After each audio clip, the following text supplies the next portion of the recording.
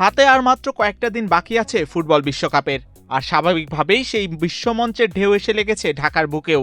তেমনই ফুটবল উন্মাদনায় মাতোয়ারা বাঙালি চিরচেনা সেই আবেগ দেখতে পুরান ঢাকার টিকাটলি স্বামীবাগের KM দাস লেনে ভিড় জমাচ্ছেন ফুটবল সমর্থকরা।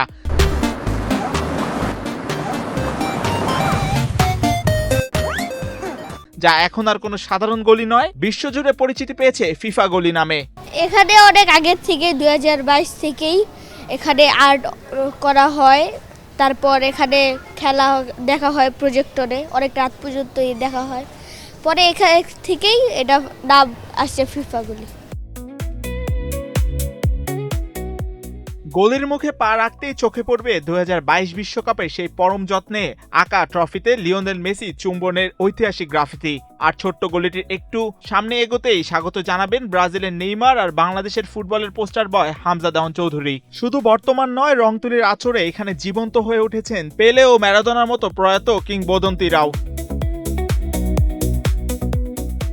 পাশেই আলো ছড়াচ্ছেন Cristiano Ronaldo, Di Maria, Mbappe কিংবা তরুণ সেন্সেশন লামিনে ইয়ামালরা। গুগল ম্যাপেও জায়গা করে নেওয়া এই গলির দেয়ালগুলোকে সাজিয়ে তুলছেন স্থানীয় তরুণরা। এই প্ল্যানটা 2022 সাল থেকেই এলাকারবাসী, আমাদের বড় ভাইরা আছে, ওনারা এই উদ্যোগটা নিয়েছিল। তা আমাকে শেয়ার করছিল আর কি, যে এখানে গ্রাফিতি করা যায় কিনা। ভাবছি হ্যাঁ, করা যায়, অনেক সুন্দর হয়। এখানে মোটামুটি যত লিজেন্ড আছে সবারই আছে, পেলে আছে, ম্যারাডোনা আছে, মেসি আছে, রোনালদো আছে, আর ইয়াংস্টার আছে অনেক, যেমন যে লামিন জামাল, এমবাপ্পে আছে।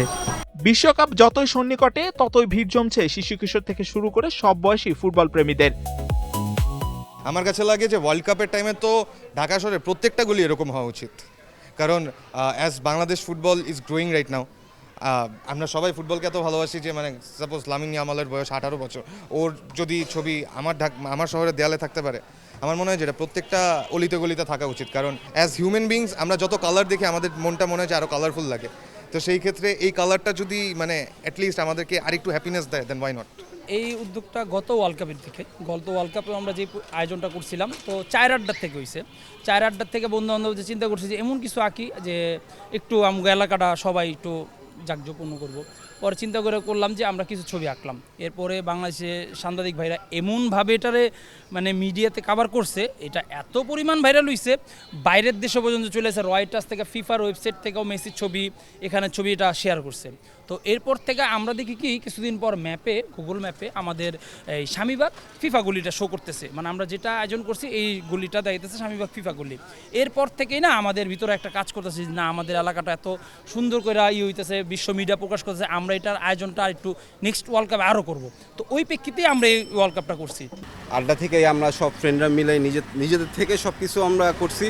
এখন জাস্ট হলো ভাইয়া, যদি আমরা আমাদের নিজের থেকে যদি করে যদি এতটুকু করতে পারি, যদি আমরা কোনো জায়গা থেকে কোনো স্পন্সর পাই বা কোনো হেল্প পাই, তাহলে হয়তো এর থেকেও বেটার করবো আমরা।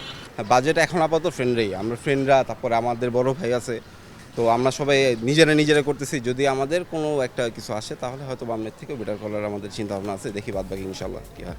বিশ্বকাপ চলাকালীন বড় পর্দায় খেলা দেখা, সমর্থকদের মিলন মেলা আর খাওয়া দাওয়ার মহোৎসবে এই গলি যেন রূপ নেবে বিশ্বকাপের এক মিনি স্টেডিয়ামে। ফিফা বিশ্বকাপে মাঠে বাংলাদেশ না থাকলেও প্রতি বিশ্বকাপে বাংলাদেশের ফুটবলের প্রতি এমন নিঃস্বার্থ ভালোবাসা প্রমাণ করে বাঙালির ফুটবল আবেগ কতটা খাঁটি ও অনন্য। ঠিক যেমন পুরো বিশ্বকাপ জুড়ে এই ফিফা গলির মতো অলিগলিতে রঙিন থাকবে ঢাকার ফুটবল উৎসবও।